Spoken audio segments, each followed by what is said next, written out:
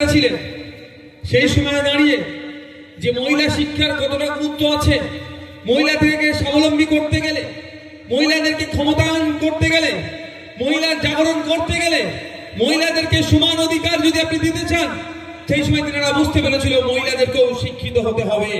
আজকে দিনে দাঁড়িয়ে বলি, যদি আপনি আপনার অধিকার পেতে চান, মহিলা পুরুষ নির্বিশেষে আপনার অধিকার সংবিধান যেটা দিয়েছে আপনি যদি পেতে চান, আপনি দলিত, আপনি আদিবাসী, আপনি মুসলিম, আপনি পিছিয়ে বর্গের বড় কথা নয়, আপনার যে অধিকার আছে যদি পেতে চান, আজকের দিনও আমি যেটা উপলব্ধি করতে পেরেছি, অধিকার সম্পর্কে আপনাকে আমাকে জানতে হবে। এই অধিকার সম্পর্কে জানতে গেলে সর্বপ্রথম যেটা লাগবে সেটা হচ্ছে শিক্ষা। তাই আজকে এই মহান দিনে দাঁড়িয়ে, এই স্মরণীয় দিনে দাঁড়িয়ে আমি প্রত্যেক মা বোন থেকে শুরু করে যারা গার্জিয়ানরা এসেছেন প্রত্যেকের কাছে অনুরোধ করব, আমাদের ভবিষ্যৎ তো তলানিতে চলে গিয়েছে, আমাদের কাছ থেকে তো শিক্ষা ব্যবস্থা কেড়ে নিয়েছে, ফলে আমরা এখন সেই ডিগ্রিধারী আর শিক্ষিত হতে পারিনি।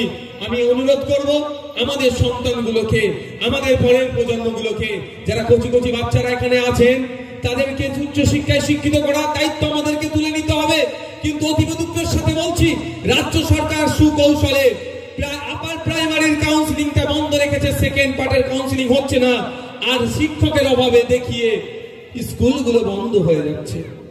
আমাদেরকে প্রতিবাদ করতে হবে। পশ্চিমবাংলায় প্রায় 8,500 শিক্ষা প্রতিষ্ঠান বন্ধ করে দেওয়ার অপচেষ্টা চালাচ্ছে রাজ্য সরকার। এই 8,500 শিক্ষা প্রতিষ্ঠান বন্ধ হলে ক্ষতিগ্রস্ত কারা হবে? কারা ক্ষতিগ্রস্ত হবে? কলকাতার বাবুরা, জেলার বড় নেতা, বিধায়ক ক্ষতিগ্রস্ত হবে, এমপি ক্ষতিগ্রস্ত হবে, ব্লকের নেতারা ক্ষতিগ্রস্ত হবে? হবে না। ক্ষতিগ্রস্ত ওই পাড়ার চালানোর নেতাটা হবে, কিন্তু তৃণমূলের পাড়ার চালানোর নেতাটাও ক্ষতিগ্রস্ত হয়ে যাবে, আর সাধারণ মানুষ ক্ষতিগ্রস্ত হবে।